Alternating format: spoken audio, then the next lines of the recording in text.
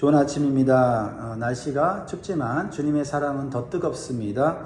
오늘 12월 12일이네요. 네, 12 네, 12월 12일 금요일 여호수아 17장 14절에서 18절까지의 말씀으로 우리 같이 하나님 주시는 영적인 교훈과 기도 제목을 나눕니다. 한번 따라 하시겠습니다. 은혜에 대한 감사가 불평으로 바뀌지 않게 하소서. 아멘.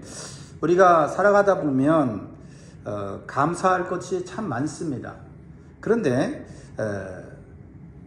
가끔씩 감사하다가 불평이 나오는 때가 있습니다. 하나님의 주신 은혜와 축복을 받았다는 것을 인정하면서도 만족하지 못하는 때가 있다는 것이죠. 그래서 우리는 주신 것에 대해서 하나님 감사합니다 라고 고백하지만 그 고백 뒤에는 하지만 이것으로는 부족합니다 라는 불만족을 표시할 때가 있다는 것입니다. 한마디로 감사 속에 불평입니다. 오늘 본문에 등장하는 요셉 지파가 바로 그런 역설을 보여주고 있습니다. 요셉 지파는 에브라임과 므낫세 두 지파로 나누어서 다른 지파보다 무려 2배의 기업을 이미 받았습니다. 그들은 야곱으로부터 장자의 축복을 이어가는 가장 큰 축복을 받은 지파였다라는 겁니다. 그런데 그들이 여호와 앞에 나와서 무슨 말을 하고 있습니까? 이렇게 항의를 합니다. 우리는 이렇게 큰 민족이 되었는데 당신이 나의 기업을 위하여 한 제비, 한 분깃으로만 내게 주시면 어찌미니까? 여호수아가 얼마나 황당했겠습니까? 얼마나 답답했겠습니까? 얼마나 안타까웠겠습니까? 가장 많은 축복을 받은 지파가 가장 먼저 불평하는 이 놀라운 장면은 오늘 은혜 속에 살아가고 있는 우리의 모습을 다시 돌아보게 합니다. 그들이 불평한 이유는 단순한 땅의 문제가 아니었다라는 겁니다. 그것은 하나님을 바라보는 시선과 믿음의 자세가 뒤바뀌었기 때문입니다.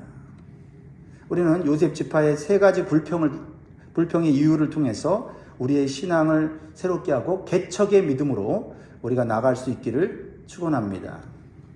첫 번째, 불평의 이유는 자기 자신은 크게 봤지만 하나님은 크게 보지 못했기 때문입니다. 하나님이 주신 큰 축복은 하나님의 그 축복보다 크다라는 것입니다. 오늘 14절을 다시 함께 읽겠습니다. 14절 시작. 요셉 자손이 여호수아에게 말하여 이르되 여호와께서 지금까지 내게 복을 주심으로 내가 큰 민족이 되었거늘 당신이 나의 기업을 위하여 한 제비 한 분깃으로만 내게 주시면 어찌함이니까 하니. 참 뭔가가 논리적으로도 그렇고요, 맞지 않는 그런 내용이 나오지요. 하나님이 복을 주셨다, 그래서 큰 민족이 되었다 라는 것을 자랑스럽게 인정을 하고 있습니다. 그러면 감사가 나와야 하는데 그렇지 않았다는 겁니다. 이것이 그들의 문제의 시작이었습니다.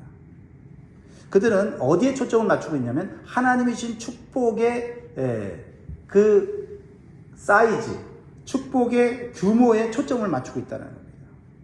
마치 크고 화려한 배를 타고 항해하는 사람이 배가 너무 커서 항구에 있는 선착장이 자기의 그 화려한 배를 대기에는 작다 그러고 하면서 불평하는 것과 같습니다. 바벨론의 느부갓네살 왕을 우리는 떠올릴 수가 있지요.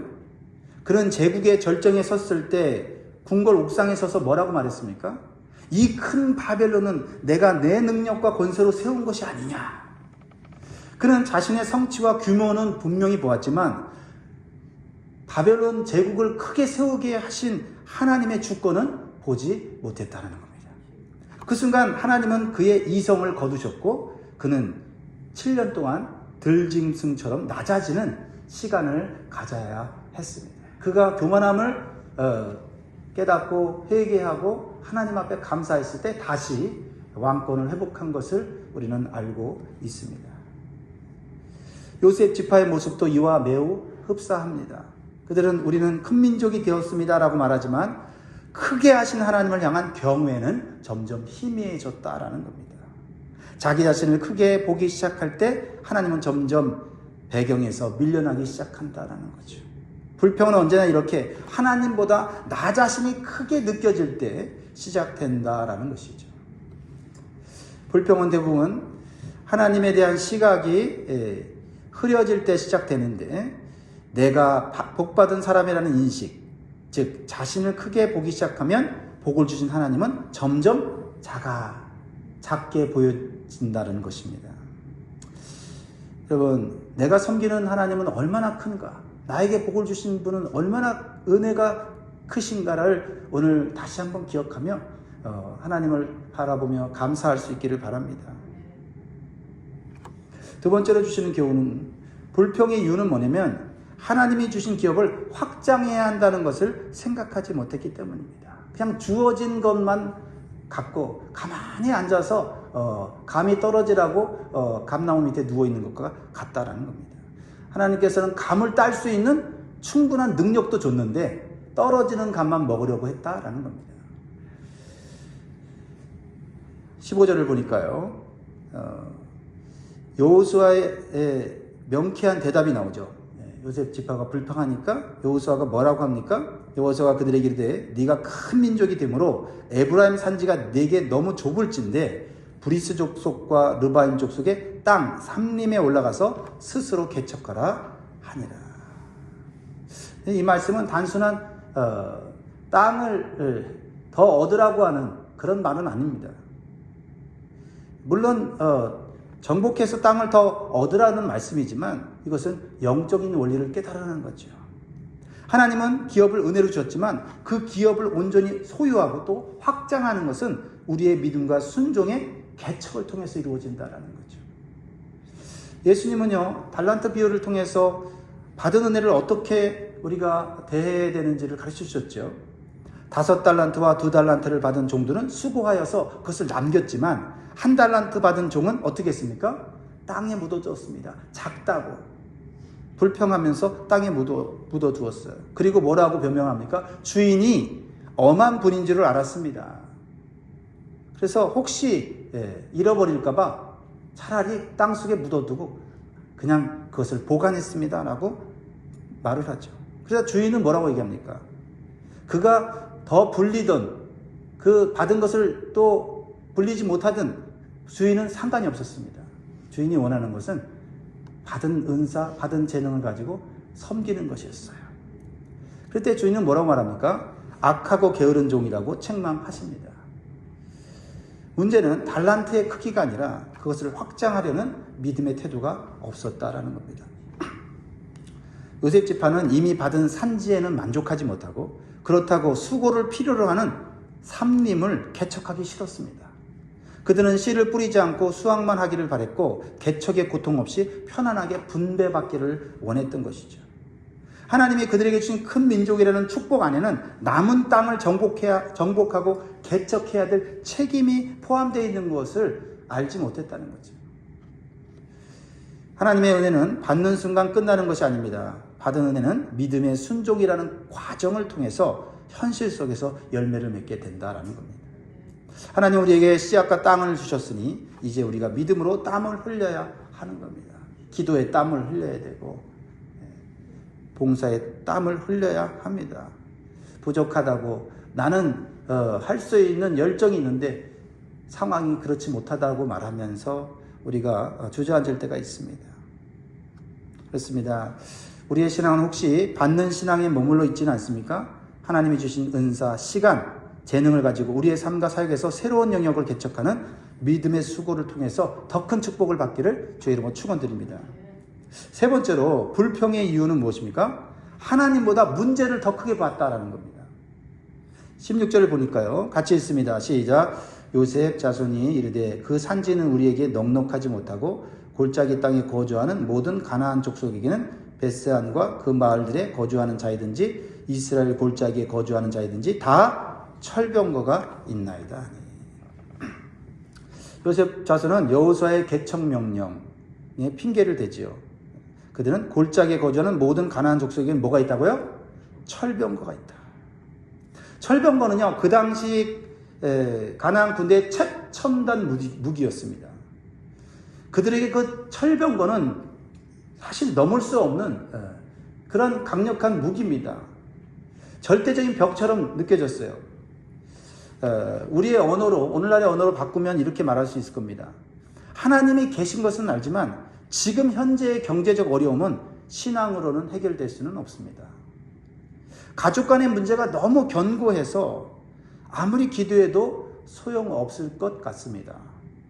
직장에서 도전해야 될 벽이 너무 높아서 인간의 힘으로는 바꿀 수 없다고 생각을 합니다. 그런데 문제는 뭡니까? 하나님이 주시겠다고 분명히 약속했다라는 겁니다. 철병거보다 하나님이 더 크시다는 것을 깨닫지 못했기 때문입니다. 불평은 현실을 정확히 본 게 아니라 하나님의 능력을 왜곡해서 봤기 때문에 생기는 부산물이에요. 요셉 지파는 땅을 받았음에도 불구하고 눈앞에 철병거를 보면서 우리는 못합니다라고 스스로 패배를 선언했습니다. 그러나 여호수아는 단호하게 선언합니다.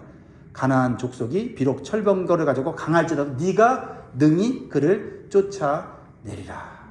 그러니까 여호수아는 똑같은 상황에서 다른 것을 본 겁니다. 철병거를 본 것이 아니라 그런 철병거보다 이스라엘의 언약의 하나님이 훨씬 더 강하고 크시다는 것을 보았습니다. 이 장면은 민수기 13장에서 가나안을 정탐하고 돌아온 10명의 정탐꾼을 떠올리게 하죠. 그들은 똑같은 땅을 보았습니다. 똑같은 거인과 성읍을 보았습니다. 그러나 그들의 결론은 이것이었습니다. 우리는 스스로 보기에도 메뚜기와 같습니다. 문제는 현실이 아니라 시선이었다라는 겁니다. 반면 여호수아와 갈렙은 같은 현실을 보면서 이렇게 말했습니다. 여호와께서 우리와 함께 하시면 능히 이기리라. 요셉 지파가 철병거 앞에서 멈춰선 것은 철병거를 보지 못해서가 아니라 그보다 크신 하나님을 보지 못했기 때문입니다. 문제를 크게 보면 불평이 자라나고 하나님을 크게 보면 믿음이 자라납니다. 현실을 보고 어렵다, 힘들다, 우리의 힘으로는 감당하기 어렵다까지 말하는 것은 잘못된 것이 아닙니다. 그러나 하나님이 함께 하시면 가능하다라고 믿음의 말을 할 수 있어야 한다라는 것입니다. 분석력이 뛰어난 것이 중요한 것이 아니라 하나님을 바라보는 시선이 중요하다라는 것입니다. 그러면 마지막으로 하나님이 주신 기업에 대한 성도의 올바른 자세는 무엇이 되어야 할까요? 그것은 여호수아가 믿음이 있는 여호수아가 요셉 지파에게 한 말씀 속에서 우리는 우리 성도의 자세를 발견할 수가 있습니다. 부족하다고 불평하지 말고 하나님이 주신 능력으로 개척하라는 겁니다. 17절 18절 읽고 마무리하겠습니다. 17절 18절 시작. 여호수아가 다시 요셉 족속 곧 에브라임과 므낫세에게 말하여 이르되 너는 큰 민족이요 큰 권능이 있은즉 한 분깃만 가질 것이 아니라 그 산지도 내 것이 되리니 비록 삼림이라도 내가 개척하라 그 끝까지 내 것이 되리라. 가나안 족속이 비록 철병거를 가졌고 강할지라도 내가 능히 그를 쫓아내리라 하였더라. 이것은 격려이자 도전이지요.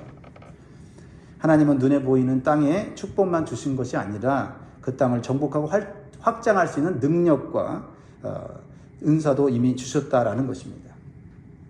처음부터 크게 시작하는 것이 아니라 작게 시작해도 능력과 은사를 하나님이 주시면 확장할 수 있고 개척할 수 있다라는 것입니다. 하나님의 약속을 믿는 자에게는 불평이 사라집니다. 믿음으로 순종하며 개척하는 자에게 비로소 그들이 마음에 가졌던 비전과 꿈과 축복을 누리게 되는 줄 믿습니다. 여호수아 14장에는 요셉 지파와 전혀 다른 선택을 한 사람이 나오지요. 누구죠? 85세의 갈렙입니다. 85세의 갈렙이 여호수아 앞에 섭니다. 똑같이 요셉 지파 같이 앞에 섭니다. 그런데 말이 다릅니다. 그날에 여호와께서 말씀하신 이 산지를 내게 주소서. 하나님이 함께 하시면 능히 그 산지를 얻을 수 있습니다. 갈렙은 불평하지 않았고 더 쉬운 땅을 요구하지도 않았고 그런 담대히 믿음으로 선포하면서 여호수아의 마음을 기쁘게 했습니다. 그것은 하나님의 마음을 기쁘게 했고 그것은 결국 하나님의 축복으로 이어졌습니다. 바로 개척의 믿음입니다. 우리에게도 우리 교회에게도 앞으로 개척해야 될 영역들이 있습니다. 우리 성도들 가운데 하나님 주신 은사와 재능을 분명히 받았는데 나는 이것밖에 할 수밖에 없어 라고 하면서 주저앉아 있을 때가 있습니다. 소그룹의 리더로, 목장의 리더로, 또 부서의 리더로서 하나님 앞에 순종하고 헌신할 때 하나님은 확장의 축복을 주실 줄 믿습니다. 환경이 좋아지면 순종하겠습니다 라고 말하지 않고 순종하면 하나님이 길을 여십니다 라고 말을 할 수 있기를 바랍니다. 말씀 읽겠습니다. 사랑하는 성도 여러분, 오늘 우리는 여전히 개척해야 될 살림이 있고 두려움을 주는 철병거가 있습니다. 그러나 그 안에는 하나님 주신 권능도 있다는 사실을 기억하시기 바랍니다. 이 개척의 믿음이 여러분의 가정과 직장 그리고 삶의 모든 영역에 세워져서 2026년도에는 하나님이 주신 또 주실 축복과 은혜를 풍성하게 받기를 주의 이름으로 축원드립니다. 기도하겠습니다.